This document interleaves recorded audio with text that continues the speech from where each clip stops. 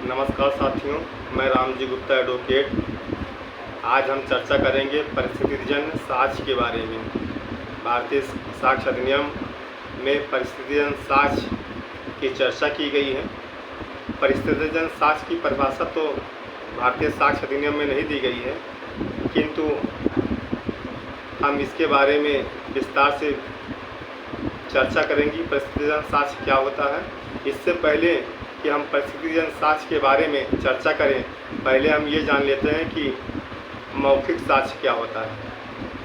मौखिक साक्ष्य के बारे में अधिनियम में प्रावधान है। मौखिक साक्ष्य वह साक्ष्य होती है वे सभी कथन जिनके जांचाधीन तथ्यों के विषय में न्यायालय अपने समक्ष साक्षियों द्वारा किए जाने की अनुज्ञा देता है या अपेक्षा करता है। ऐसे साक्ष्य मौखिक साक्ष्य कहलाते हैं। सामान्य भाषा में यदि हम बात करें तो जब कोई व्यक्ति न्यायालय के समक्ष बोल करके, घटना के बारे में बोल करके वो अपनी गवाही देता है तो उसे मौखिक साक्ष्य द्वारा गवाही दिया जाना कहा जाता है। यदि व्यक्ति बोलने में असमर्थ है तो किसी अन्य तरीके से भी न्यायालय के समक्ष गवाही दिया जा सकता है।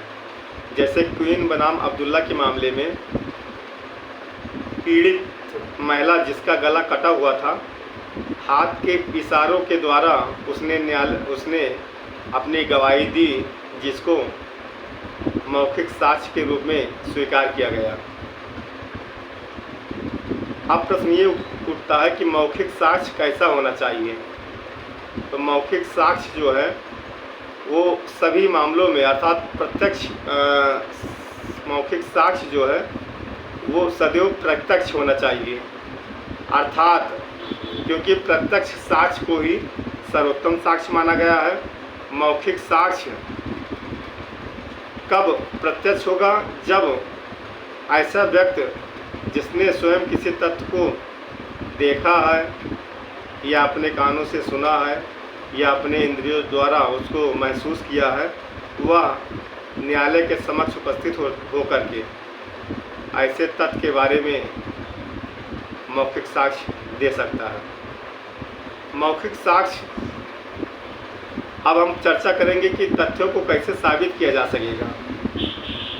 तो तथ्यों को सभी तथ्यों को मौखिक साक्ष्य द्वारा ही साबित किया जा सकेगा।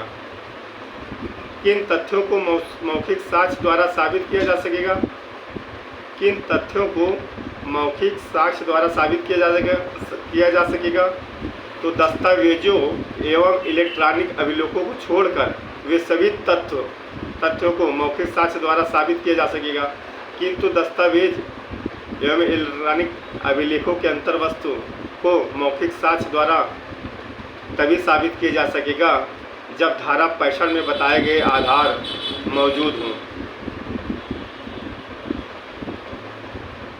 तो साथियों, अभी हमने मौखिक साक्ष्य के बारे में चर्चा किया है। अब हम चर्चा करते हैं परिस्थितिजन्य साक्ष्य के बारे में कि परिस्थितिजन्य साक्ष्य क्या है, किसे कहते हैं और इसका साक्षी महत्व क्या है। वैसे तो परिस्थितिजन्य साक्ष्य की परिभाषा भारतीय साक्ष्य अधिनियम में कहीं पर नहीं दिया गया है, किंतु आम बोलचाल की भाषा में हम यह कह सकते हैं कि जो साक्ष्य परिस्थितियों के आधार पर ग्राह्य किए जाते हैं उसे हम मौखिक साक्ष्य कहते हैं। परिस्थितिजन्य साक्ष्य अंग्रेजी सूत्र रेप्स इप्सा लाक्यूटूर के मैगजीम पर आधारित है, जिसकी चर्चा साक्ष्य अधिनियम में की गई है।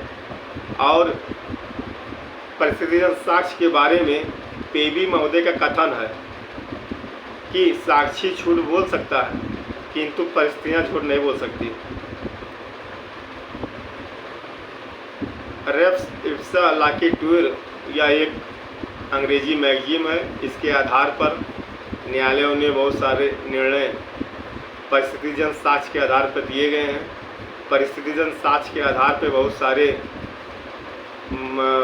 के बिंदु पर बहुत सारे जजमेंट भी माननीय ऑनरेबल हाई कोर्ट और सुप्रीम कोर्ट के द्वारा डिलीवर्ड किए गए हैं। हरदयाल बनाम स्टेट ऑफ यूपी के मामले में कहा गया कि परिस्थितिजन्य साक्ष्य तभी साक्ष्य में ग्राह्य है जब परिस्थितियों की एक कड़ी दूसरे कड़ी से जुड़ी हो, अर्थात कड़ी के टूट जाने पर अभियोजन कथानक संदिग्ध हो जाता है और परिस्थितिजन्य साक्ष्य का कोई महत्व नहीं रह जाता है। धन्यवाद साथियों, जितनी जानकारी हमें परिस्थितिजन्य साक्ष्य के बारे में थी उतना हमने आपके समक्ष रखने का प्रयास किया है। यदि हमारी वीडियो अच्छी लगी हो तो लाइक, सब्सक्राइब एवं शेयर अवश्य कीजिएगा। धन्यवाद।